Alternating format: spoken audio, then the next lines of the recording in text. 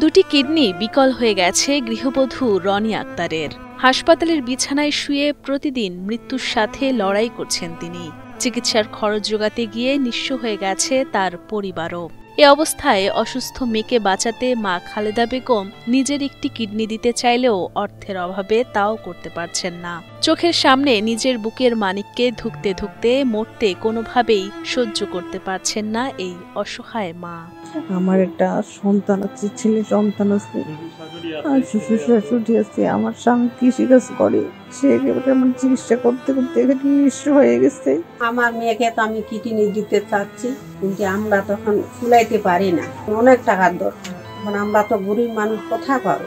পঞ্চগড়ের তেঁতুলিয়া উপজেলার বাসিন্দা রনি আক্তার 2013 সালে তেঁতুলিয়া উপজেলার বুড়াবুড়ি এলাকার কৃষক মিন্টু রহমানের সাথে বিয়ে হয় রনির। তাদের ঘরে রয়েছে একটি ছেলে সন্তান। প্রায় 3 বছর আগে কোমরে তীব্র ব্যথা অনুভব করেন রনি আক্তার। চিকিৎসকের কাছে গেলে জানতে পারেন মাত্র 30 বছর বয়সেই অকেজো হয়ে পড়েছে রনির দুটি কিডনি।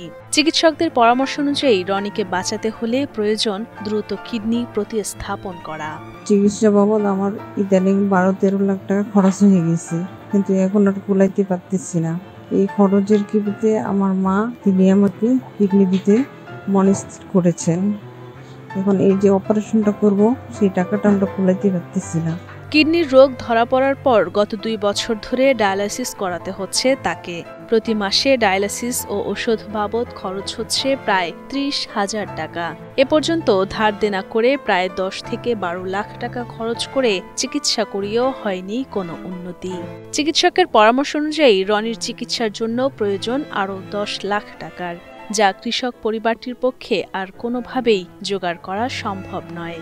এ অবস্থায় রনিকে বাঁচাতে সরকার সহ সমাজের বিত্তবানদের কাছে আর্থিক সহযোগিতার আকুতি জানান গৃহবধূ রনির পরিবার। আমার মেয়েটাকে আমি বাঁচাইতে চাই, আপনারা যেন আমাদের সাথে একটু হেল্প করেন, সুযোগ সুবিধা করেন, তাহলে আমার মেয়েটাও বাঁচতে পারে, আমার নাতিরাও বাঁচতে পারে।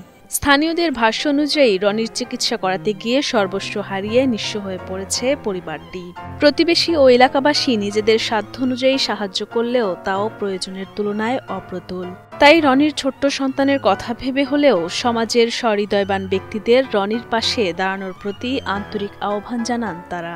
এদের পিছনে এদের একটু সাহায্য সহযোগিতা করলে এরা মনে হয় একটু উপকৃত হবে। আমাদের যারা বড় লোক আছে তারা যদি একটু আগায় আসে। এদিকে স্থানীয় ইউনিয়ন পরিষদের চেয়ারম্যান সাইফুল ইসলাম দুলাল জানান, পরিষদের পক্ষ থেকে রনির চিকিৎসায় কিছু আর্থিক সহায়তা দেওয়া হয়েছে। তবে এই সংকট কাটিয়ে উঠতে সরকারের পাশাপাশি সমাজের সামর্থ্যবান ও মানবিক ব্যক্তিদেরও এগিয়ে আসার জন্য আবেদন জানান তিনি। আমার ইউনিয়ন শুধু না, সারা বাংলাদেশে যে সুশীল সমাজ আছে, বড় বড় বিশৃঙ্খল আছে, এনারা যদি একটু আগায় আসে তাহলে আসলে সম্ভব মেয়েটাকে একটু সুস্থ বা বাঁচানোর।